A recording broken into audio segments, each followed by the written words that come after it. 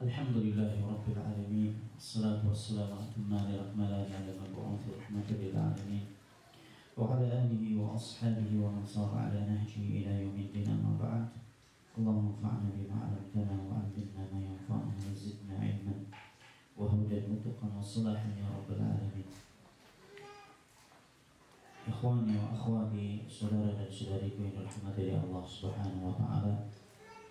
Segala puji bagi Allah Subhanahu wa taala, Rabb semesta alam, yang mana dengan nikmatnya kita masih bisa berkumpul kembali melanjutkan kajian rutin kita di rumah Abu Hafid atau Ummu Hafid, jazakumullahu khairan.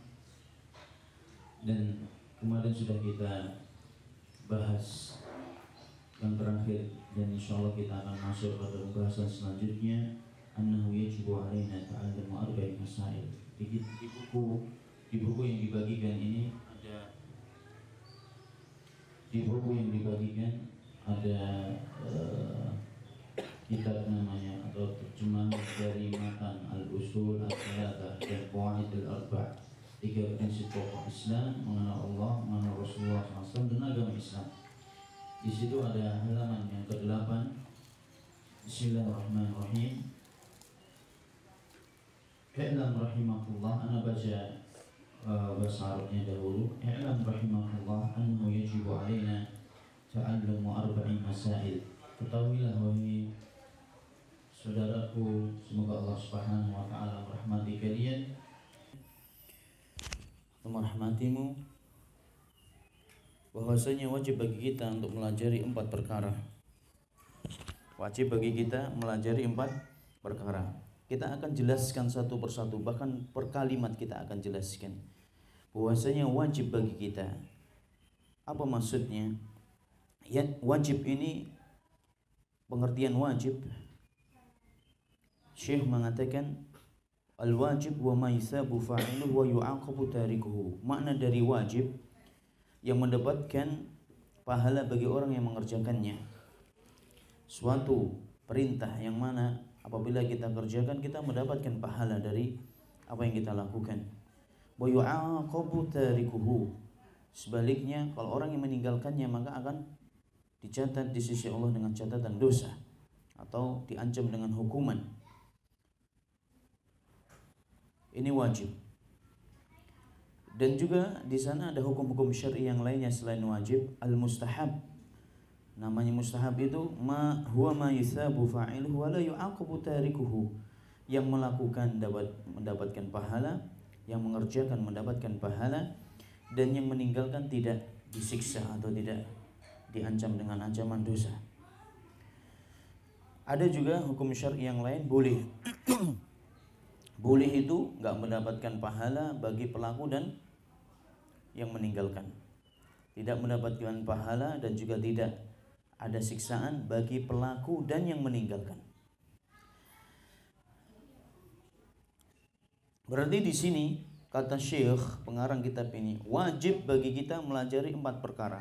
Berarti wajib, perkara ini menunjukkan perkara yang wajib, bukan yang sunnah.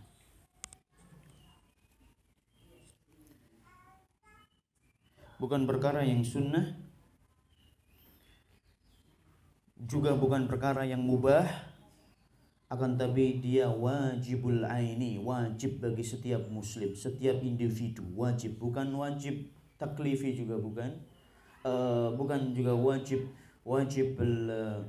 kifai, fardul kifayah, bukan. Tapi ini wajib aini, setiap orang, setiap individu harus mengetahui 4 permasalahan ini. Kalau kita tinggalkan mempelajari ilmu agama, kita tinggalkan, maksudnya kita tidak mau melajari tentang Allah, melajari tentang Rasulullah SAW, melajari tentang agama Islam, maka kita akan berdosa. Ini harus dipahami. Karena hadza sya'nul wajib, karena inilah konsekuensi sebuah syariat atau sebuah hukum yang wajib, dan hukuman ancaman neraka bagi yang meninggalkannya. Ini konsekuensi wajib. Taib. Lianna al-ilma la yuhsalu alaihi illa bitta'allum. Dan juga berarti kita melajari ilmu ini otomatis kita wajib kita melajari ilmu agama ini, wajib belajar agama ini wajib. Karena ilmu agama ini tidak bisa kita dapatkan kecuali dengan melajari.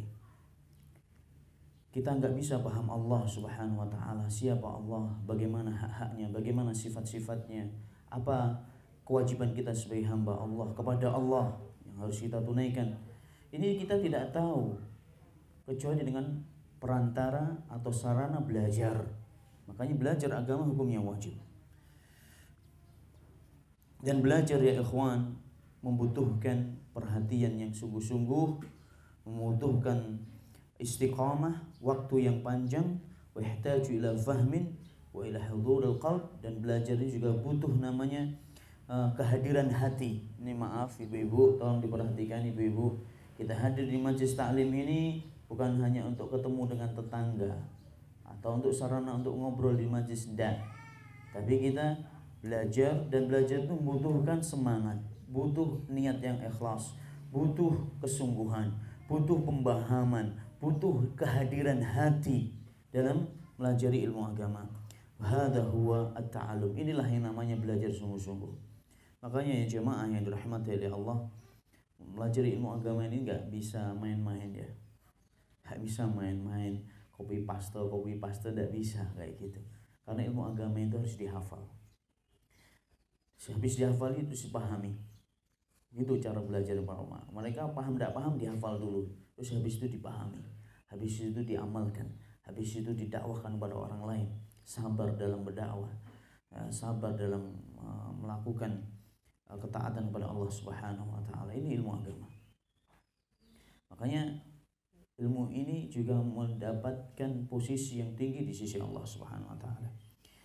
Al-ula al-ilm, yang wa qaulu arba'i masail, adapun 4 permasalahan ini, 4 permasalahan yang wajib diketahui oleh seorang muslim. Maksudnya permasalahan ini apa sih? Li'anha yajibu yus'ala anha wa yu'na biha. Dinamakan permasalahan karena dia akan ditanya. Permasalahan ini karena kita akan ditanya nanti tentang permasalahan-permasalahan yang 4 ini. Dinamakan suatu permasalahan atau masail itu sebuah pembahasan, dinamakan 4 pembahasan atau 4 permasalahan yang harus kita ketahui, karena 4 ini akan dipertanyakan nanti di hadapan Allah Subhanahu wa Ta'ala. Akan dimintai pertanggungjawaban kita sebagai hamba Allah tentang 4 ini.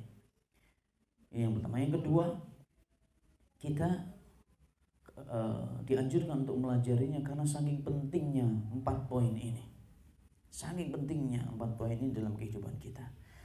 Yang pertama, jemaah yang dirahmati oleh Allah, permasalahan yang pertama yang harus kita ketahui, ini yang pertama di situ dalam buku kecil ilmu. Nah, al-ilmu dalam bahasa Arabnya al-ilm. Al-ula al-ilm, yang pertama ilmu. Ilmu di sini adalah ilmu syar'i. Maksud ilmu di sini adalah ilmu syar'i. Yang wajib diketahui oleh seorang muslim adalah ilmu syar'i, ilmu agama. Adapun ilmu dunia itu boleh-boleh saja hukumnya. Tapi yang wajib diketahui oleh orang muslim tadi, yang wajib dipelajari oleh seorang muslim adalah ilmu syar'i. Dan permasalahan ini, maksudnya ilmu ini harus dipelajari oleh setiap muslim, baik laki-laki maupun perempuan, baik dia seorang yang merdeka ataupun budak, baik hamba yang kaya ataupun miskin, raja ataupun mamluk, su'luk, seorang raja ataupun seorang hamba sahaya, semuanya wajib mengetahui, wajib belajar tentang ilmu agama. Kullu muslim yajibu an yata'allam hadhil masail arba'. Setiap muslim semuanya harus mempelajari 4 permasalahan ini. Wa hadha ma yusammihi al-ulama bil wajibil aini. Inilah yang dimaksud oleh para ulama dengan wajib aini, wajib setiap individu muslim, wajib setiap orang. Nah, bukan karena wajib ada wajib aini, ada wajib kifai, fardhu kifayah. Kalau sudah berapa orang yang melakukannya maka tidak wajib bagi yang lainnya. selama itu sudah cukup mencukupi. Nah, tidak wajib bagi yang lainnya, seperti penyelenggaraan jenazah. Kalau enggak ada yang mengurus jenazah, seluruh kaum muslimin berdosa, satu kampung itu. Tapi kalau sudah cukup di antara mereka 5 atau 10 orang yang ngurusin itu, dan itu sudah cukup, yurfa'ul itsmu 'anil baqin. Jadi dosanya semuanya, dosa diangkat dari seluruh kaum muslimin. Tidak berdosa semuanya karena sudah mencukupi. Fassalawatul khams 'ala rijal wan nisa wa salatul jamaah fil masajid. Contoh fardul ain, contoh wajib yang setiap individu muslim harus mengerjakannya, seperti salat wajib. Seperti salat wajib, salat 5 waktu itu wajib bagi seorang laki-laki maupun perempuan. Wa salatul jamaah fil masjid 'ala rijal, dan salat jamaah bagi laki-laki saja di masjid ini juga fardul ain. Fardu ainin, wajib yang fardul ain namanya. Ini juga contoh dari fardul ain. Wa hadha wajibun ala kulli fardin minal muslimin hayata'allamaha. Dan ini kayak sholat seperti ini juga, selain jadi ilmu syar'i tadi, di antara ilmu syar'i, di antara ilmu-ilmu syar'i yang harus kita pelajari adalah seperti sholat ini. Ini harus kita pelajari. Makanya setiap insan muslim, laki-laki perempuan, harus pelajari sholat. Ini termasuk bagian dari ilmu agama. Harus pelajari sholat, tidak boleh bodoh. Tata cara sholat, bahkan sebelum sholat tata cara apa? Wudu. Bagaimana caranya wudu Rasulullah SAW? Bukan asal-asalan kita, bukan karena yang ngajari guru agama kita begini. Tidak, kita sekarang sudah dibukakan oleh Allah pintu-pintu ilmu di depan mata kita, tinggal melajari. Apakah yang diajarkan guru kita kepada kita di waktu dulu itu sesuai dengan petunjuknya Allah dan Rasulnya? Nah, itu yang sekarang harus kita cari.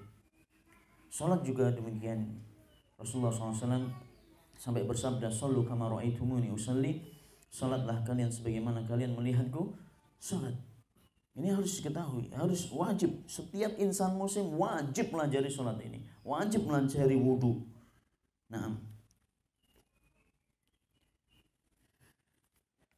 makanya di sini Syekh mengatakan yajibu alina, wajib atas kita semuanya. Dan beliau tidak mengatakan wajib atas sebagian dari kita, tidak. Tapi mengatakan wajib atas kita untuk melajari ilmu. Ilmu apa? Di antara ilmu yang wajib yang kita ketahui seperti tadi, di antara ilmu agama yang wajib kita pelajari adalah sholat. Karena ini wajib aini juga, wudu, dan juga yang bagi mau umroh, bagi yang mau berangkat umroh, wajib dia untuk melajari umroh, manasik umroh, manasik haji.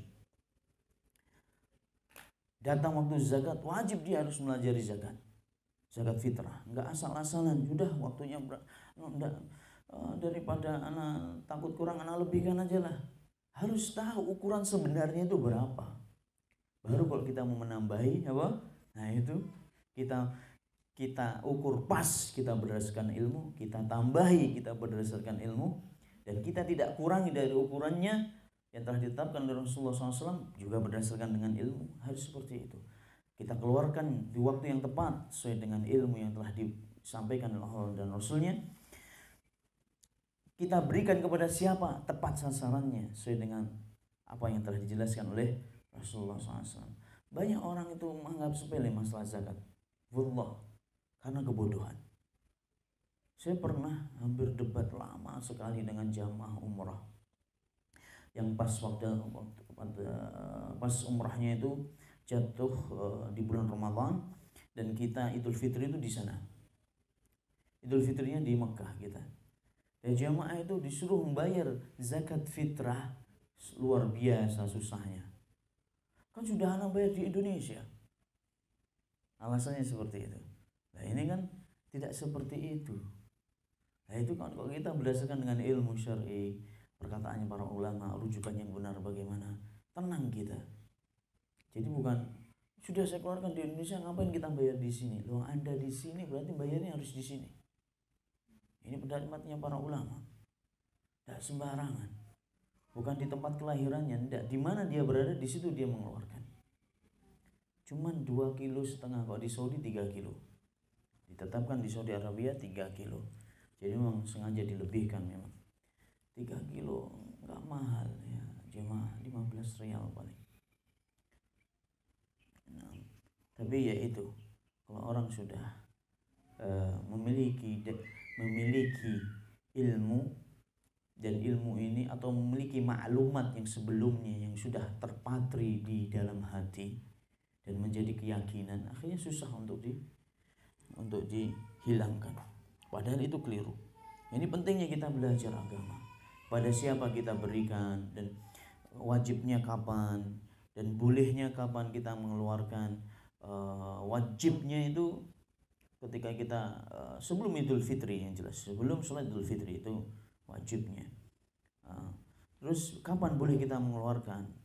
Memang waktu afdolnya ditentukan. Tapi kapan kita mendapatkan keringanan? Maksudnya boleh berapa hari batasnya sebelum hari Idul Fitri? Ini dijelaskan dalam. Nah ini hal-hal yang perkara seperti ini, rukun Islam, rukun iman, tidak boleh bodoh kita jemaah. Wajib kita melajari. Nah, dan di antara perkara yang diwajibkan untuk kita pelajari seperti rukun Islam khamsah, memahami syahadatain, memahami kalimat syahadat, menegakkan salat, membayar zakat, puasa Ramadan. Puasa Ramadan ini pertanyaan dari kaum muslimin kadang-kadang lucu-lucu gitu, ana dengar, Ustaz, kalau ngentut di dalam air batal enggak ya Ustaz? Lucu-lucu pertanyaannya. Ya Allah ya Rabbi ya Rabb, Ustaz, ana mencret batal enggak? Mencret batal dari mana? Mencret sakit perut terus mencret batal dari karena kebodohan. Ustaz, kalau ana muntah, lah ini baru ilmiah. Kalau saya muntah gimana? Batal atau enggak? Ini pertanyaan yang ilmiah, dibahas oleh para ulama. Ada sanadnya, tapi kok kentut dalam air batal kan ini? Ini wong deso, pertanyaannya wong deso. Tahu wong deso ibu-ibu ya? Deso itu orang dusun kok di sini. Wong dusun. Nah, karena nggak paham. Akhirnya pulang habis ngentut di dalam air, pulang karena mandinya di sungai. Pulang langsung makan dia. Loh, ini terjadi. Anda mengatakan ini bukan asal-asalan cerita, ini terjadi. Sebuah kebodohan. Terus ada orang mimpi basah di siang hari, bangun-bangun langsung buka dia, aku udah batal katanya. Kan tidak seperti itu. Ini padahal puasa tiap tahun kita lakukan, dan puasanya itu nggak sehari 2 hari, sebulan loh. Masa kita nggak punya bekal ilmu? Makanya wajib kita pelajari tentang puasa ini. Wahaju baitillahil haram, apalagi haji. Wah, ini seumur sekali, jangan sampai haji kita ini sia-sia di hadapan Allah gara-gara kita keliru. Nah, wala yajuzu li muslim ayajhalaha bal labudda lahu ayata'allamaha. Seorang muslim tidak boleh bodoh dari perkara-perkara yang saya sebutkan tadi, dan wajib melajarinya. Lianna ta'alluma ma'na syahadatin innahu huwa ta'allumul aqidah. Karena mempelajari makna dari 2 kalimat syahadat itu berarti kita telah melajari akidah kita, akidah seorang muslim. Dan ini harga mati jemaah, bapak-bapak dan ibu-ibu. Akidah seorang muslim harga mati. Kalau kita salah dalam memahami makna la ilaha illallah, sudah hasil akhirnya neraka. Berat. Kalau kita salah mungkin dalam sholat, ya berat juga. Bagi berdasarkan kebodohan nggak mau belajar, ini berat juga. Tapi kalau udah orang salah dalam melaksanakan konsekuensi la ilaha illallah, ini berhubungan dengan kekufuran dan tauhid. Berat sekali. Sehingga ada kata-kata kufur tanpa sadar, kafir tanpa sadar. Ini nih, naudzubillah min dzalik, astagfirullahaladzim. Yang harus dipelajari 2 kalimat syahadat ini. Ketika kita melajarinya, berarti kita telah melajari akidah kita. Dan seorang muslim melajari akidah untuk diamalkan, melajari akidah untuk mengamalkan konsekuensinya. Kalau kita mengatakan la ilaha illallah, tidak ada sembahan yang berhak disembah kecuali oleh Allah, kecuali hanya Allah Subhanahu wa taala. Apa konsekuensinya? ketika kita berikrar bahwasanya tidak ada sembahan yang berhak, tidak ada Tuhan yang berhak disembah kecuali hanya Allah, berarti kita harus taat dan patuh kepada Allah.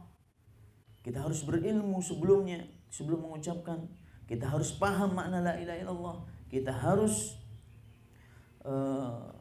mendahulukan urusan Allah daripada urusan yang lainnya. Kita harus mempelajarinya. Kita harus jujur dalam mengucapkan la ilaha illallah. Kita harus cinta kepada Allah dan syariatnya, cinta terhadap perintah dan larangannya. Ini konsekuensi la ilaha illallah, berat loh. Makanya kita melajarinya bukan hanya untuk maklumat, tapi kita melajarinya untuk kita amalkan dalam kehidupan sehari-hari, yaitu konsekuensi tuntutan kalimat la ilaha illallah. Insyaallah nanti kalau ada waktu kita akan bahas, dan insyaallah juga akan dibahas nanti di sini di usul tsalatsa ini tentang makna la ilaha illallah Muhammadur Rasulullah ini, dan itu inti dari usul tsalatsa adalah pembahasan itu. Allah, Rasulnya, dan agama Islam. Itu 3 landasan agama. Taib. Dan juga kita melajari akidah untuk kita meninggalkan apa yang menjadi perkara-perkara yang menjadi musuh bagi tauhid, musuh bagi akidah, yang bisa membatalkan tauhid seseorang. Wa hadha madmun syahadataini kadzalika yata'allamu arkanus shalah, syurutus shalah, wajibatus shalah, sunnahus shalah. Nah, dan juga salat kita harus melajari rukun-rukun salat. Ini salat ini ada rukunnya. Ini agak juga repot ini salat ini. Ada rukun salat, ada wajib salat, ada sunnah-sunnah salat. Ini juga seorang muslim harus mengetahuinya. Tatkala Anda meninggalkan rukun, apa yang harus dilakukan? Kalau Anda ketika meninggalkan wajib sholat, kewajiban dalam sholat, apa yang harus dilakukan? Kalau Anda kalau Anda meninggalkan sunnah dalam sholat, apa konsekuensinya? Itu semuanya dijelaskan. Kalau kita meninggalkan rukun jamaah, berarti tidak sah sholat kita. Seperti apa rukun sholat? Membaca Al-Fatihah. Ini rukun salat, tidak wajib, rukun. Sehingga kalau orang baca Al-Fatihahnya keliru, tidak sah salatnya. Jadi salat kita ini nggak main-main loh. Salat ini loh, ini terutama imam ini, la haula wala quwwata illa billah. Dia menanggung salatnya dirinya sendiri dan juga menanggung orang-orang yang di belakangnya. Kok ini keliru baca Al-Fatihahnya, ini tidak bisa diberikan keringanan, harus diganti. Kok tidak bisa dibenahi semuanya, tidak bisa dibenahi, memang karena sudah tua, lafaz lidahnya sudah kaku seperti itu, harus diganti. Ini kewajiban bagi orang-orang yang mengurusin masjid itu, harus mengganti, cari gantinya. Kalau masih bisa dibenahi, alhamdulillah. Karena Al-Fatihah ini istilahnya, kalau dia tidak ada sholat. Makanya kalau orang keliru baca Al-Fatihah, tidak sah sholatnya. Makanya teman-teman harus, ibu-ibu juga harus belajar baca, paling tidak Al-Fatihah ini baca dengan benar. Nah, banyak loh yang susah di dalam surat Al-Fatihah itu, banyak huruf-huruf yang rawan sekali orang itu salah mengucapkannya. Seperti yang pertama, Alhamdulillahirabbil alamin, tidak menyebutkan alif lam. Alhamdulillah, tapi dia langsung Alhamdulillahirabbil alamin. Ini rawan sekali di sini. Yang kedua, Ar-Rahmanir Rahim, haknya jadi hak. Ar-Rahmanir Rahim. Hayya 'alas shalah, bukan hayya 'alas shalah. Ini keliru. Ar-Rahmanir Rahim. Dengar aja jemaah orang-orang yang menjawabkan. Yang betul Ar-Rahmanir Rahim. Maliki Yaumiddin itu gampang. Maliki Yaumiddin cuman ya perlu dibenahi. Bacaan yang tepat bagaimana itu ya butuh belajar sih. Enggak sederhana ini. Maliki Yaumiddin ini kebanyakan yang membacanya Maliki Yaumiddin, pakai U, Yaumiddin. Dalam bahasa Arab tidak ada huruf O, ini harus dipahami. Maaf ya, Al-Quran ini pakai bahasa apa sih? Bahasa Arab, bukan pakai bahasa wong kita. Ini Al-Quran ini ditulis pakai bahasa Arab, bukan pakai huruf hono coroko doto sawolo monggo bodongo podo joyonya. Ini huruf-huruf apa ini? Ini bahasanya orang Jawa dulu, pakai hono coroko. Allah musta'an. Pakai bahasa Arab, ini yang repot. Dan kita membaca Al-Quran harus dengan lahjahnya, dialeknya orang Arab. Tidak ada yaumiddin, nggak ada dalam bahasa Arab itu. Huruf O itu nggak ada dalam bahasa Arab, adanya U. Satu lagi, nggak ada dalam bahasa Arab huruf huruf E kita kan A, I, U, E, O. Itu kan dalam kita bahasa Indonesia kita. Dalam bahasa Arab tidak ada huruf E. Alhamdulillahirabbil alamin. Ar-Rahmanir Rahim. Enggak ada huruf E. Maliki yaumiddin. Nasta'in. Ini biasanya orang-orang tua kalau di Jawa rawan banget kayak gini banyak. Alhamdulillahirabbil alamin. Ar-Rahmanir Rahim. Enggak ada huruf E. Adanya huruf I. Alhamdulillahirabbil alamin. Yaumiddin lagi. Nah gitu. Cuman ini nggak sampai membatalkan insya Allah. Insya Allah nggak sampai membatalkan Al-Fatihah. Tapi kok tadi sudah mengurangi huruf, mengubah huruf, ini dah fatal. Ar-Rahmanir Rahim fatal ini. Hak jadi hak fatal. Dan yang rawan juga tasydid. Iyyaka na'budu wa iyyaka nasta'in. Iyyaka na'budu wa iyyaka nasta'in. Tasydid. Dan di antara kelemahannya wong kita itu bukan seperti orang Madura. Wong kita ini, orang Madura kan banyak apanya, dipantul-pantulkan, banyak tasdidnya kalau lahjah Madura itu.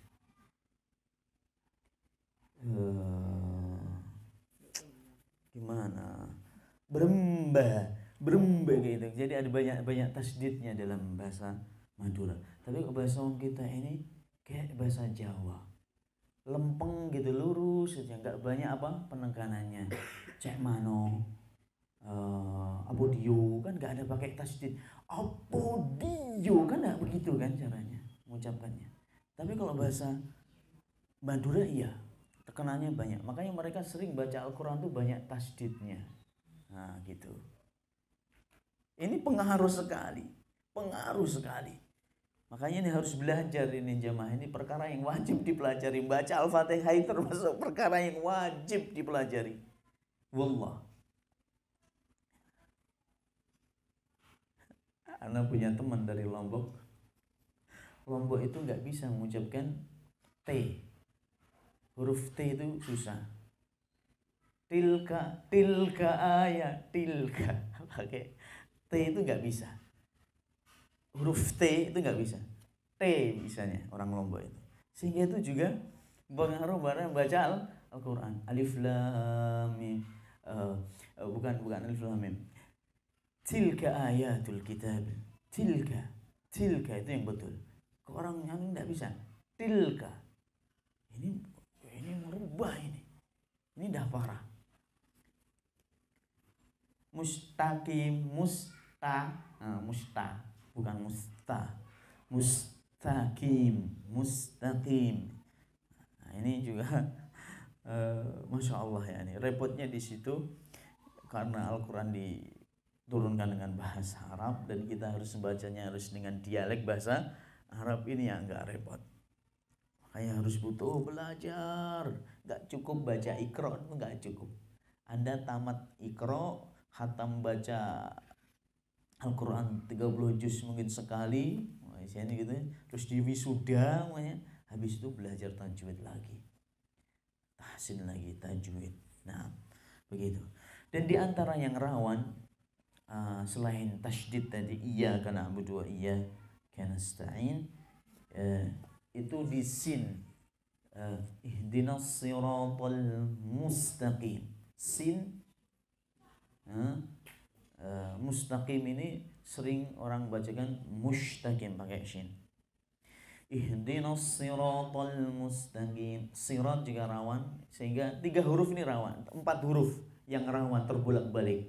Sin, shin, sad, fa. Fa. Abata, fa. Sin, shin, sad, fa. Ini 4 huruf ini sering kali orang terbolak-balik.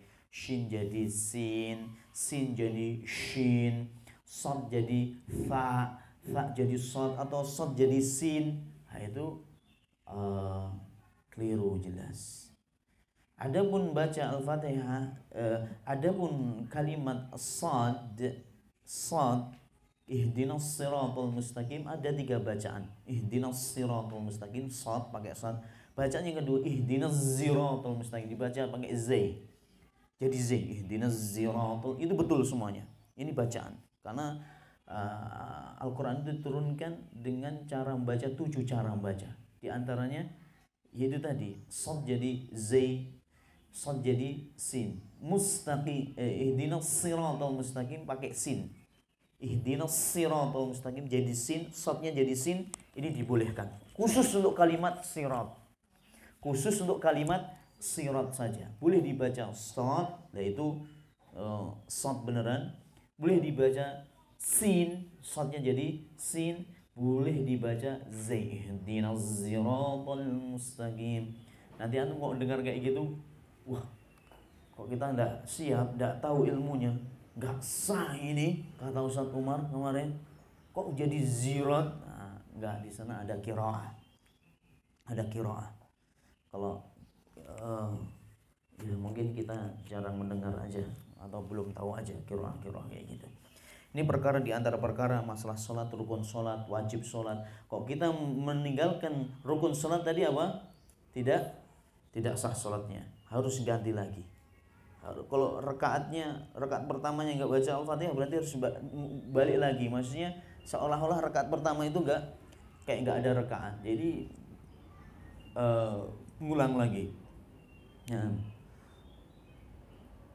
Adapun wajib, perkara-perkara yang wajib dalam sholat ini, apabila kita ditinggalkan, maka kita harus menggantinya dengan sujud sahwi, tapi tetap sah sholat kita. Seperti apa wajib sholat? Tahiyatul awal, duduk tahiyat awal bagi sholat yang 3 rakaat atau sholat 4 rakaat. Kan ada tahiyat awal, ada tahiyat akhir. Tahiyat awal tuh hukumnya wajib dalam sholat.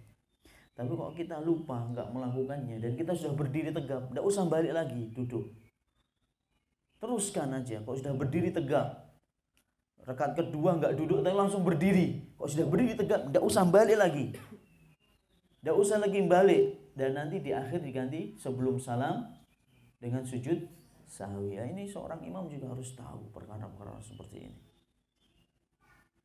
Imamnya bingung, apalagi makmumnya. Wah sudah, makanya jadi imam itu nggak sederhana. Tapi anehnya jadi rebutan. Jadi imam jadi apa? Rebutan. Bahkan rebutan masjid, rebutan untuk jadi takmir. Padahal konsekuensinya berat di hadapan Allah Subhanahu wa ta'ala. Tayyib. Laisa mujarrad annahu yusalli. Ya, Syekh katanya dalam masa sholat itu tidak asal sholat kita ini. Jangan asal sholat. Dan dia tidak tahu hukum-hukum sholat. Makanya dalam Al-Quran perintah tentang sholat itu tidak ada. Wasallu gitu, tidak ada. Dalam Al-Quran perintahnya sholatlah, tidak ada. Kebanyakan wa aqimus sholata wa atuz wa aqimu, tegakkanlah sholat. Apa maksudnya tegakkan? Iya, karena dalam sholat itu ada rukun wajib, ada sunnah, dan itu harus ditegakkan semuanya. Harus dijaga semuanya ini, perkara-perkara ini. Gak asal sholat, itu maksudnya dari wa aqimus sholat. Tegakkanlah sholat, sempurnakanlah sholat. Wa kaifa ya'mul insan amalan wa huwa la ya'lamu hadzal amal alladhi yadihi. Gimana orang mengerjakan suatu amalan dan dia tidak tahu apa yang dia kerjakan? Wa kaifa yu'addi shalah wa huwa jahil bi ahkamiha? Bagaimana dia bisa mengerjakan salat dan dia bodoh tentang hukum-hukum salat? Wa mubtilatus salat la budda min ta'allumi hada. Dan dia tidak paham tentang salat, tidak paham tentang hal-hal yang membatalkan salat. Hal-hal yang membatalkan salat. Ada orang mengatakan gerak 3 kali batal. Pernah dengar nggak ya, kawan? Bisa taruh sana ini.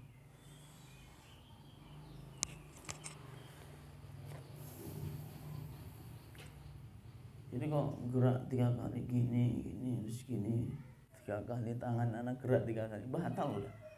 Ini tidak ada dalilnya. Ada yang mengatakan ngelirik batal.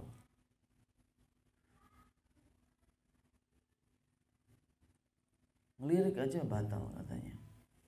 Matanya melirik. Kecuali kok menoleh, menggerakkan kepalanya kanan ke kiri, toleh-toleh, itu bisa. Mungkin bisa membatalkan sholat. Tapi kok melirik, enggak. Nah, sambil menoleh pun juga masih perselisihan para ulama. Tapi jelas itu perkara yang diharamkan. Menoleh-noleh itu, menggerakkan kepala kanan kiri, itu perkara yang diharamkan. Cuman dia apakah membatalkan sholat atau tidak, ini berselisih para ulama. Tapi ada yang berpendapat batal sholatnya. Nah, kadzalika yata'al ahkam zakat, dan pentingnya kita melajari hukum-hukum zakat. Wa yata'allum ahkam siyam, hukum-hukum tentang puasa. Ahkamul hajj, fa idza arada ay yahujja wajib 'alaihi ta'allum ahkamul hajj wa ahkamul umrah. Sudah saya jelaskan tadi. Makanya perkara-perkara ini tidak boleh kita bodoh. Ini masalah zakat, ini penting sekali dan anak sering sekali ditanya masalah ini. Orang sekarang ini, apalagi orang Palembang ini, orang yang senang bersedekah, jujur aja. Orang Palembang ini secara umum, saya katakan, orang yang suka bersedekah. Masya Allah. Orang Palembang secara khusus, orang Sumatera secara umum, memang seperti itu. Gak tahu Pak, memang ini warisan dari nenek moyang kita, orang-orang yang karim, orang-orang yang dermawan. Wallahu taala alam. Yang jelas ini adat istiadat yang baik yang perlu kita apresiasi dan amat sangat dianjurkan dalam agama kita. Cuma yang dikoreksi, yang perlu kita koreksi, banyak di antara saudara-saudara kita tidak paham masalah rukun zakat, syarat wajibnya, kapan orang itu wajib mengeluarkan zakatnya. Di sana ada zakatnya, ada 2 rukun, ada haul, ada nisab. Haul itu harta sudah dimiliki selama 1 tahun. Tidak diapa-apain. Ya, kita miliki selama 1 tahun. Nisab sudah sampai batas minimal wajib zakat. Batas minimal wajib zakat. Sudah sampai. Nisabnya berapa? Senilai atau sama nilainya dengan 85 gram emas. Kalikan aja, 1 gram sekarang berapa? 600 atau 700 yang 24 karat ya. Mungkin nggak tahu sekarang, anak dengar terakhir 700-an nggak salah. 1 gram itu yang logam mulia itu. Tapi anak nggak punya logam mulia, makanya nggak tahu makanya. Logam istimewa namanya, logam mulia.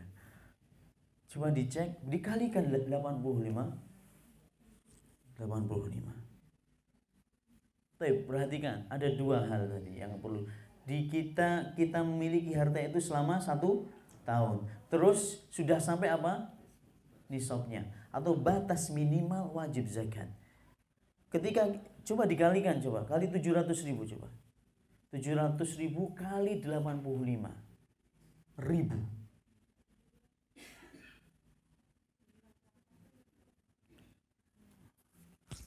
Berarti kita lemah juga ya, hitung-hitungan ya. Sama dong berarti, alhamdulillah. 59 juta. Ya anggaplah 60 juta. 60 juta, umpamanya kita punya duit, kita tabung ya, entah di rumah atau kita taruh di rekening. Enggak kita apa-apain duit itu, enggak kita olah, enggak kita gunakan untuk belanja, enggak kita apa-apain, dan kita sudah miliki selama 1 tahun. Setelah 1 tahun baru dikeluarkan 2,5%-nya. Berapa 2,5% dari 60 juta? 1,5 juta. Kita punya duit 60 ya. Cuman Allah minta 1,5 juta aja. Masih sisa berapa? 58,5 juta. Bayangin loh, masih sisa 58,5 juta. Tapi orang itu bukan melihat 58-nya, seringkalinya melihat 1,5 itu. Banyak 1,5, ditumpuk itu banyak. Apalagi Soekarno-Hatta merah-merah gitu, Masya Allah, sambil senyum lihat kita. Getar juga kadang-kadang hati ini. Banyak ya. Orang gak melihat 58,5 yang Allah sisakan untuk kita. Allah gak minta semuanya. Tapi seringkali orang itu Allah musta'an. Ini syaitan itu. Ibu-ibu jelas ya, ibu-ibu ya, cara penghitungannya. Nisab sesuai dengan senilai 85 gram emas dan sudah kita miliki selama 1 tahun. Ini zakat harta kita, harta benda kita, maksudnya harta kita. Harta ini bukan harta yang dipakai, mobil enggak, rumah tidak, kecuali kalau Anda punya showroom mobil atau Anda punya perumahan Citra Dago 5. Atau ada enggak Citra Dago 5 itu di situ ada 58 unit rumah, itu milik antum semuanya. Berarti antum nanti masuk juga kena zakatnya, zakat perdagangan. Caranya sama ngitungnya. Ini yang kita yang sudah punya tabungan 60 juta, insya Allah udah banyak di antara jemaah kita ini dan punya tabungan segitu itu. Nah ini tolong di manage dari sekarang, di manage, benar-benar diatur. Yang disiplin, sebagaimana Anda disiplin bekerja, disiplinlah bayar zakat. Sebagaimana Anda disiplin bayar pajak, bayar listrik, bayar PDAM, disiplinlah dalam bayar apa? Zakat. Karena yang membuat harta ini berkah bukan karena kita bayar listrik atau bayar PDAM, ini enggak. Itu kewajiban memang. Tapi yang membuat berkah bukan itu. Yang membuat berkah kata Allah dan Rasulnya adalah apa? Zakat. Nah, harus paham ini, harus tahu, ini wajib. Kalau saya baru bisanya bayar zakat fitrah Bapak-bapak dan Ibu, alhamdulillah ya, setahun sekali. Taib. Wa hadzal qism la yuqdaru ahadun bi jahli. Kata Syekh, perkara-perkara yang Syekh sebutkan tadi dari rukun Islam, masalah salat, ini perkara yang tidak boleh kita bodoh di dalamnya. Kalau kita bodoh, tidak ada lagi alasan nanti di hari kiamat. Harus wa huwa yusamma bil wajibil aini. Ini yang disebut dalam agama kita wajib aini. Setiap muslim harus mengetahuinya. Adapun qismus tsani min aqsamil ilm, di antara ilmu yang kedua, bagian ilmu yang kedua yang juga yang perlu kita pelajari, ilmu yang wajib tadi, wajib aini tadi, ya seperti rukun Islam. Ini bagian pertama. Sekarang ilmu yang bagian kedua, ma zada an dzalika min al-ahkam asy-syar'iyyah allati tahtajuha al-ummah bimajmu'iha wa qad yahtajuhu kullu ahadin bi'ainihi. Adapun yang diperlukan oleh umat ini selebihnya dari rukun Islam tadi, ya, tapi dibutuhkan oleh umat ini, seperti masalah jual beli, perdagangan, pinjam meminjam, syariat seperti ini, masalah transaksi, dalam masalah wakaf, dalam masalah warisan, dalam masalah wasiat, ahkamul ankihah, hukum-hukum masalah pernikahan, jinayat, hukum-hukum yang berkaitan dengan tindak kekerasan atau yang namanya jinayat dalam agama kita. Fala budda min halil ummah. Ini juga dibutuhkan, ilmu-ilmu ini dibutuhkan oleh umat manusia. Lakin la yajibu ala kulli fardin minal ummati yata'allamaha. Tapi tidak wajib secara aini bagi setiap individu muslim untuk melajarinya. Bal idza ta'allamaha ma yahsul lahu maqsud minal ulama kafa hadha. Nah, kalau sudah ada ulama yang melajarinya dan menguasainya dan dia jadi rujukan umat, itu udah cukup. Ilmu warisan umpamanya, nah ini lebih susah lagi ilmu warisan ini. Dan anak seumur-umur itu baru di Palembang ini ditanya tentang warisan. Di Jawa dulu hampir nggak pernah ditanya tentang pembagian warisan. Mungkin tidak pada punya duit kali, apa gimana? Atau memang nggak ada yang ditinggalkan, atau memang memang nggak ada yang tanya. Tapi di sini sering termasuknya anak ditanya tentang warisan, bahkan sampai disebutkan hartanya semuanya, dan alhamdulillah kita bagi dengan ya alhamdulillah kita selesaikan sampai kita tahu dalemannya, berarti sampai tahu duitnya berapa, masya Allah, emasnya berapa suku, masya Allah ya, masya Allah. Ya, kita yang bagi aja, alhamdulillah. Ikut senangnya apa? Orang ini kembali kepada syariatnya Allah Subhanahu wa taala. Dan ini harus ada yang tahu. Di Palembang ini harus ada yang menguasai bidang ini. Masalah nikah, masalah perceraian. Ustadz, anak kemarin ini juga sering kali pertanyaan ini saya dapetin di Palembang juga, masalah perceraian. Lafaz-lafaz perceraian itu kayak apa? Kalau saya mengatakan pulanglah kamu ke rumahmu dek, apakah itu cerai Ustadz? Ya ini harus tahu kita. Kapan cerai itu cerai yang sharih, yang jelas? Kapan cerai itu dikatakan cerai yang kinayah atau sindiran? Yang harus ditanya niatnya bagaimana. Ini harus ada seorang ulama yang menguasainya sehingga dia jadi ahli fatwa, jadi rujukan bagi umat manusia. Tapi tidak wajib bagi setiap individu. Jelas ya? Kayak gini nih, masalah wakaf, nah, wasiat. Tahu wasiat?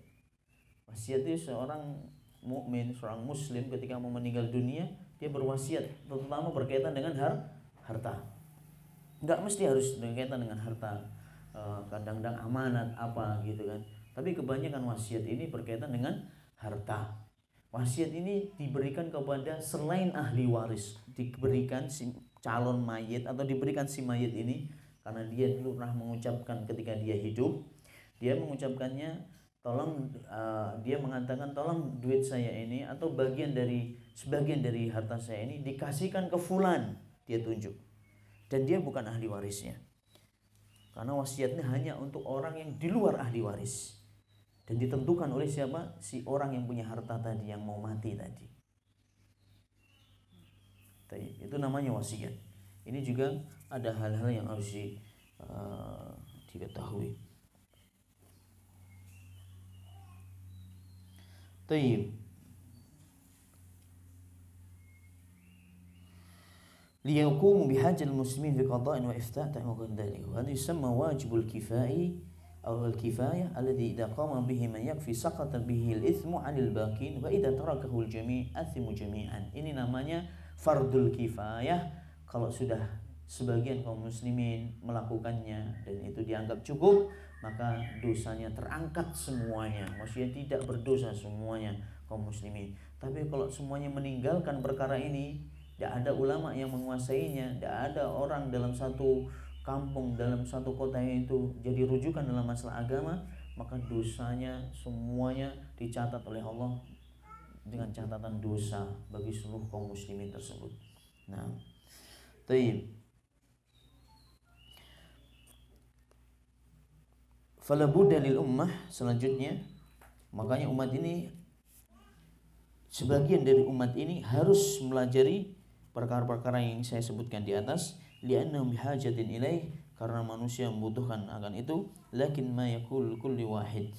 Naam, tapi tidak untuk setiap individu muslim. Naam. Karena enggak semuanya orang mampu loh jamaah untuk menguasai ini. Apalagi urusan faraid itu, masya Allah ya nih. Kalau sudah membahas masalah munasakhat, kita aja dibuat stres juga kadang-kadang. Nah, berat memang. Terus ilmu hadis, ilmu tafsir, bukan tafsirnya, ilmunya, usulnya, landasan usul tafsirnya, landasan ilmu hadisnya, usul fikih. Ya Allah, apalagi usul fikih ini luar biasa beratnya usul fikih ini. Lalu sebelum nahwu lagi, perkara-perkara ilmu-ilmu yang berat untuk dipelajari. Benar, ilmu-ilmu yang berat untuk pelajari. Jangankan orang awam, sampai para ulama pun merasakan beratnya akan ilmu usul fiqh, nahwu dan sarf, balaghah, ma'ani, badi dan yang lainnya yang dalam bahasa Arab tuh, itu untuk mengetahui, untuk mendalami rahasia-rahasia kalimat-kalimat yang ada dalam Al-Quran. Kenapa pakai lafadz ini, enggak pakai lafadz ini? Kenapa didahului dengan waw, enggak fa? Ini luar biasa, luar biasa, masya Allah. Kalau kita buka itu lagi rasanya kita orang yang paling bodoh sedunia rasanya. Enggak tahu apa-apa rasanya tentang Al-Quran ini. Ternyata di sana ada kaidah-kaidah yang harus dipegang, harus pelajari dalam memahami Al-Quran. Tidak sembarangan kita dalam menerjemahkan atau menafsirkannya.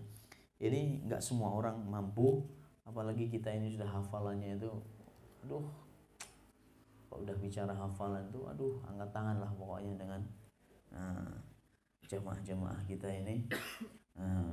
Memang kita mungkin nggak terbiasa dari kecil untuk dilatih apa menghafal, akhirnya tumpul sampai tua.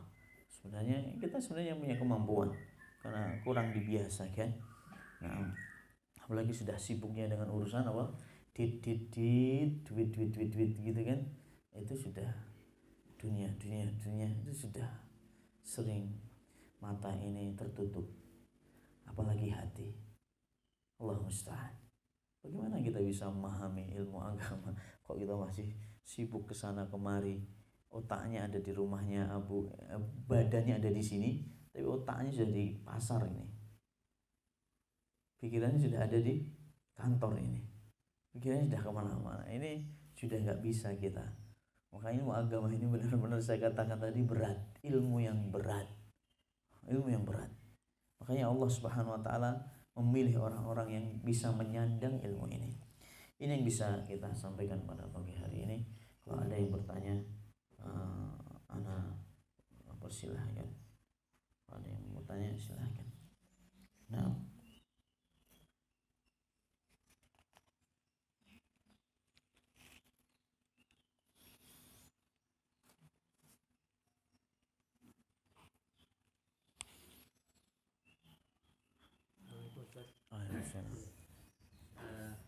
Pembuka setelah ini banyak yang nanya nih.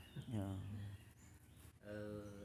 Mungkin ada semacam kayak trik gitu, bagaimana sih caranya menyeimbangkan antara kita menuntut ilmu dalam bidang agama, kemudian juga kita bisa stabil dalam hal keuangan gitu. Mungkin ada semacam acuan untuk kita gitu.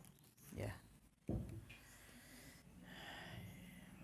Intinya bagaimana menyeimbangkan antara dunia dengan akhirat. Ya, gitu ya.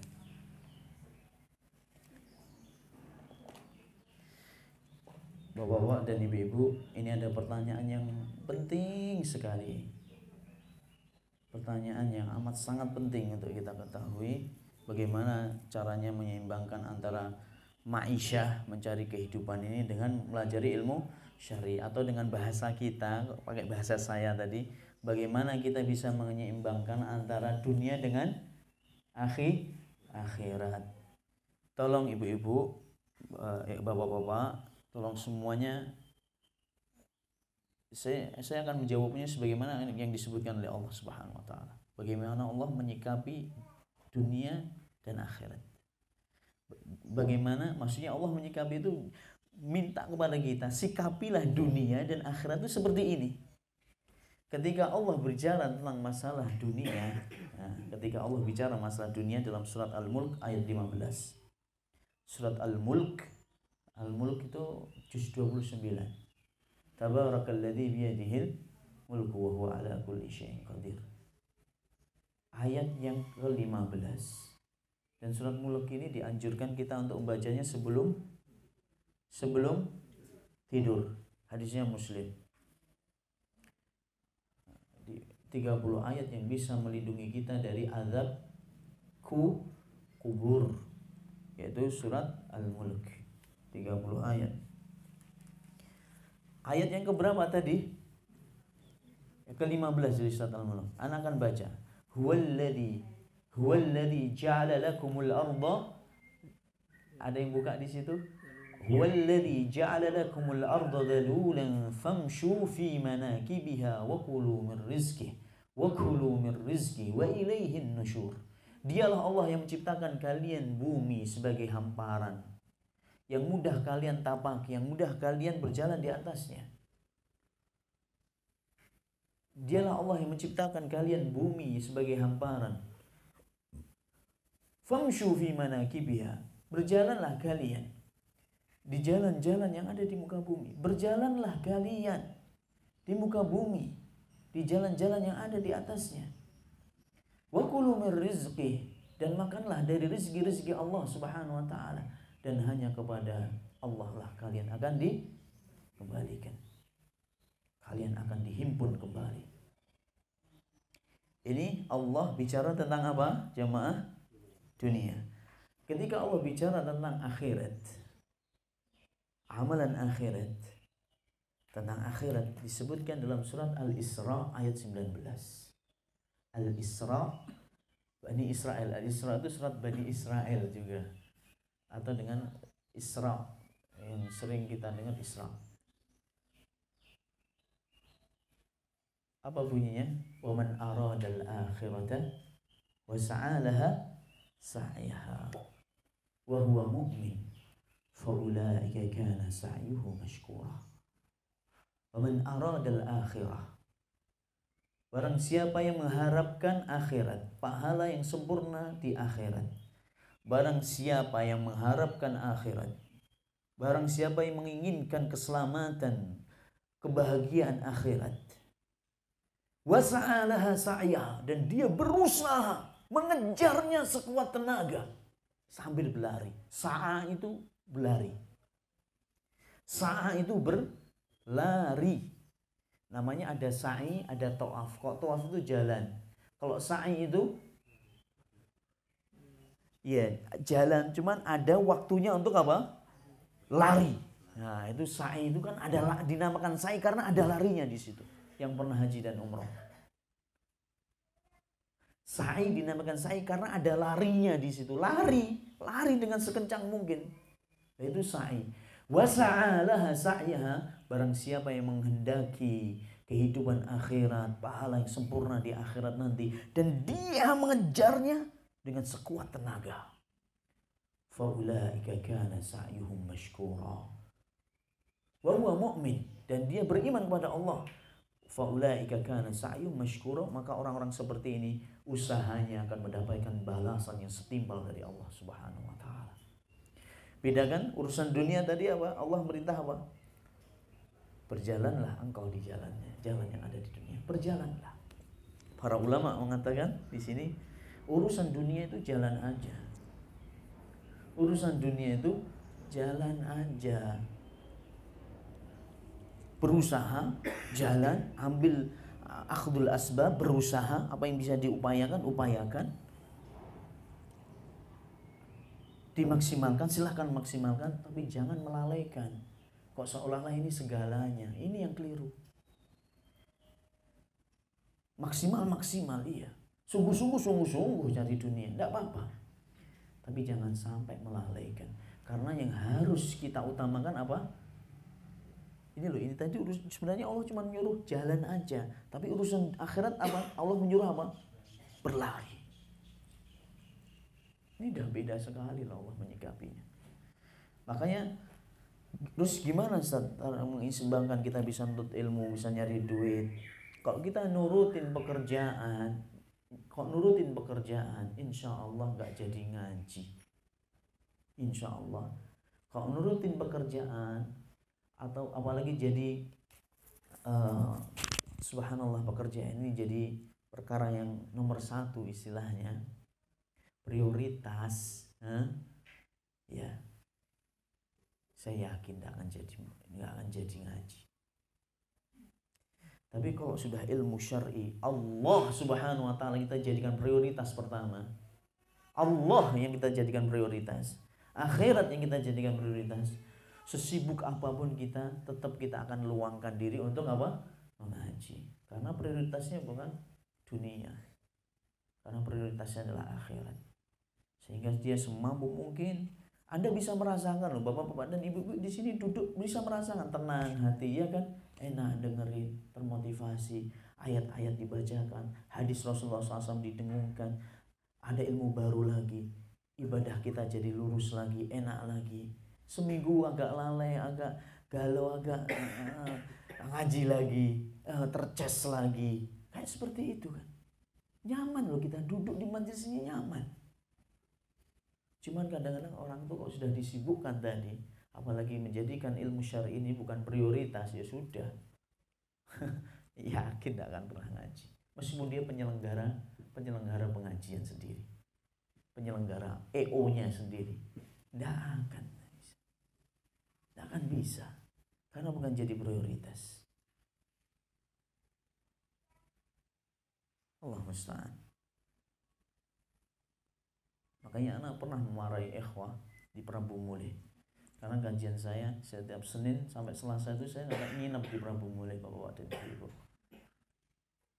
Sebagaimana saya punya kajian di Pali, di Prabu Mulih itu semuanya ya disut seperti ini, didokumentasikan karena di sana ada Air Bunda Mengaji, ARB TV, ada TV-nya sekarang, ada studionya juga, sudah bagus lah.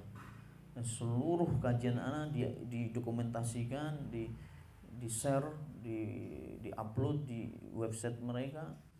Masya Allah, bagus, dah rapi. Tapi apa, ikhwah ini setiap ngesut terus pergi, tidur, kadang-kadang ngopi di mana gitu, masang kamera aja. Anak marahin. Antum ini orang yang pertama kali akan ditanya oleh Allah Subhanahu wa taala. Jangan jadi lilin. Jangan seperti apa? Nerangi orang, dia sendiri apa? Terbakar. Jangan. Nah ini makanya jadikan prioritas ilmu ini. Sekali lagi, kalau nggak dijadikan prioritas, apalagi sudah pertemuan pertama dulu saya sebutkan keutamaan menuntut apa? Ilmu. Sampai Allah itu, ya Allah ya Rabbi. Makanya saya ini jamaah, saya ini juga manusia biasa, kadang-kadang males gitu. Waduh, ngisi lagi, sore nanti ngisi. Kayak minum obat saya tuh nggak ngisi pengajian. Pagi sore, kayak minum obat. Rasanya kadang-kadang, ya Allah, kapan anak ini bisa berkuda? Kapan anak bisa nyantai-nyantai ini? Kapan bisa renang begitu? Pengen gitu, ya biar fresh lah gitu. Gimana namanya, orang kan butuh namanya juga hiburan. Ngisi terus, penat. Tapi setiap saya ingat hadisnya Rasulullah SAW, subhanallah, orang yang berkumpul di situ semuanya diampuni oleh Allah Subhanahu wa taala. Tanpa terkecuali. Anak tersemangat lagi. Wah, anak banyak dosa ya, bismillah. Semoga dengan pengajian, ngisi kajian 1 jam, 1,5 jam, semoga Allah mengampuni dosa-dosa kita. Siapa yang gak pengen diampuni dosa kita? Siapa yang gak pengen ketenangan itu hadir di hati kita? Siapa yang gak pengen kita itu didekap oleh para malaikat dengan sayapnya? Masya Allah, didekap kita, dilindungi oleh malaikat. Dan mereka bangga dengan kita, cinta kepada kita, ridha terhadap apa kita usahakan. Cukuplah seperti ini, hadis-hadis seperti ini memberikan motivasi pada kita. Tapi kalau sudah orang sekali lagi, kok matanya udah tertutup oleh apa? Dunia. Mau pengajian di samping rumahnya ya gak hadir. Ada lagi viral ini bapak-bapak dan ibu-ibu, orang Palembang setiap pekannya hadir pengajian di Jakarta. Lagi viral setiap pekan ke Jakarta, terbang pakai pesawat bolak-balik, nginep di hotel di sana Sabtu Minggu. Ya, yang jelas nggak tahu lah pengajiannya siapa. Tapi anehnya apa? Orang-orang ini nggak pernah hadir di kajian majelis di Palembang. Ini perlu diluruskan. Niatnya apa gitu dalam menuntut ilmu ini? Kajian di Palembang ini, masya Allah. Bapak mau nyari hari apa aja ada. Jam berapa? Tinggal milih waktu kosongnya kapan sudah. Dari Senin sampai Senin. Dari Ahad sampai Ahad ada pengajian. Bahkan sehari, bahkan tumburan. Sehari itu ada berapa majelis begitu. Tinggal milih sudah. Jam-jamnya pagi ada, sore ada, malam ada. Di Palembang ini. Masya Allah. Luar biasa kajian di Palembang ini, luar biasa. Dan patut kita berikan apresiasi. Tapi anehnya orang ini kok lucu gitu. Ngapain ke Jakarta? Majelis di Palembang aja gak pernah dihadiri. Kalau ustadznya kentut di sini itu tercium bau kentutnya di rumahnya. Gak hadir ya dia. Ini bahasa kasar saya. Saking deketnya pengajian itu. Kalau ustadznya kentut di masjid, tercium sampai kemana? Ke rumahnya. Gak hadir. Pengajian di Jakarta harus nyebrang pulau dihadiri. Ini maksudnya apa? Gitu. Ini keliru dalam seperti ini. Kayak sekali lagi majelis taklim seperti ini harus kita makmurkan, kita jaga. Apalagi kajian di Palembang ini, ya Allah. Jujur jamaah, jujur anak ngisi di Jawa itu nggak ada. Habis pengajian makan nggak ada. Habis majelis terus ada kayak gini gorengan, ada pempek, apalagi kayak gini, nggak ada. Adanya paling banter-banternya itu, maksudnya ya, kalau ada paling cuma minuman aqua, sudah. Hatta ustadznya, sampai ustadznya juga. Di sini setiap pengajian makan. Jadi jadwal kita kok isi pengajian tuh sudah apa? Ya habis pengajian mesti makan. Jadi ustadz kok anak lihat ustadz gendut-gendut afan ya. Bukannya kita nggak mau diet, suruh makan terus. Suruh makan. Kok nggak mau makan dibungkusin nanti. Masya Allah. Ya itu tadi ngomongin kedermawanannya orang-orang sini. Ya, anak berprasangka baik seperti itu. Itu aja nggak mau hadir loh. Sudah gratis makan. Apalagi di Al-Jihad itu bapak-bapak dan ibu-ibu. Bukan makanan ringan, tapi nampan dikeluarkan. Nampan gede-gede. Habis itu dia apa? Nasi suar. Masya Allah. Makan besar. Ini Masya Allah. Kok anak semangat ngaji ini. Kita dulu pengajian itu belum punya kendaraan. Anak ngaji di Bogor tuh dari Jakarta. Belum punya kendaraan. Naik Kopaja. Kalau nggak naik kereta api, oper lagi naik angkutan itu, oper lagi. Ya ilaha illallah. Hanya cuma pengen hadir di majelisnya Ustaz Yazid bin Abdul Qadir Jawas. Kalau saya masuk kamar mandi sudah baca bismillah dan doa masuk kamar mandi. Kemudian kalau mau wudhu, apakah perlu baca bismillah lagi sementara dalam kamar mandi? Kamar mandi ada WC. Tayyib, sebelumnya tadi ini tolong dengarkan, ini pertanyaan ibu-ibu. Saya sudah baca bismillah dan doa masuk kamar mandi. Tidak ada doa membaca kamar mandi kecuali yang sahih. Allahumma inni a'udzubika minal khubuthi wal khaba'ith. Ini diawali dengan bismillah. Bismillah, Allahumma inni a'udzubika minal khubuthi wal khaba'ith. Ini yang hadis yang sahih. Dan keluar kamar mandi, ini saya ajari dulu doanya. Keluar kamar mandi, doanya ghufranaka.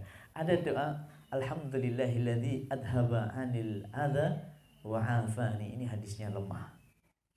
Hadisnya lemah, tidak bisa diamalkan. Yang sahih cuman ghufranaka. Ya Allah, ampunilah aku. Maksudnya ampunanmu yang aku harapkan. Ampunilah dosaku. Allahumma inni a'udzubika minal khubuthi wal khaba'ith. Ya Allah, aku berlindung kepadamu dari godaan setan-setan laki-laki dan setan perempuan. Nah, ini doanya. Ustaz, kalau saya sudah baca bismillah sebelum masuk kamar mandi, kemudian saya mau wudhu di dalam kamar mandi, apakah saya mengucapkan baca bismillah lagi? Para ulama mengatakan cukup bismillah dari awal tadi, cukup. Tidak usah baca apa? Bismillah. Ada pendapat ulama yang lainnya, baca bismillah tapi di dalam hati. Ibu-ibu yang bertanya ini tolong perhatikan. Ada dua pendapat. Bismillah ketika kita masuk kamar mandi itu sudah cukup. Sudah apa? Cukup, tidak perlu lagi baca bismillah ketika wudhu. Ini pendapat yang pertama. Pendapat yang kedua, kita bacanya tapi di dalam apa? Dalam hati, kemudian wudhu. Wallahu ta'ala a'lam. Dan semuanya insyaallah benar. Semuanya benar. Pertanyaan yang ketiga, kalau penghasilan kita sudah dipotong 2,5%, buat zakat, infak, sedekah. Bagaimana kita menghitung zakat kita setelah 1 tahun kemudian? Dan ini juga termasuk di antara perkara yang, yaitu tadi pemerintah kita itu semangat bayar zakat, memotivasi pada PNS untuk bayar zakat dipotong per bulan. Ini sebenarnya juga kurang tepat. Tapi ini sudah terjadi. Begini aja ibu-ibu. Ibu punya tabungan berapa? Di akhir tahun? Kok sudah di akhir tahun duitnya berapa? Kok sudah sampai nisab? Ya, kira-kira berapa? Umpamanya tadi duitnya 60 juta, berarti 1,5 juta. 1,5 juta ini kalau sudah cukup dikeluarkan di setiap bulan dipotong itu, insya Allah sudah mencukupi. Diniatkan itu sebagai zakat, insya Allah sudah mencukupi. Tapi bagusnya lagi kalau yang dipotong setiap bulan itu diniatkan sedekah saja, dan nanti dihitung kembali duitnya, dizakati lagi, itu lebih sempurna. Wallahu ta'ala a'lam. Nah, jelas ya? Jelas tidak penjelasannya? Jelas. Baik, sudah cukup insyaallah. Subhanakallahumma wa bihamdika asyhadu an la ilaha illa anta astaghfiruka wa atubu ilaik. Wa akhiru da'wana alhamdulillahi rabbil alamin. Assalamualaikum warahmatullahi wabarakatuh.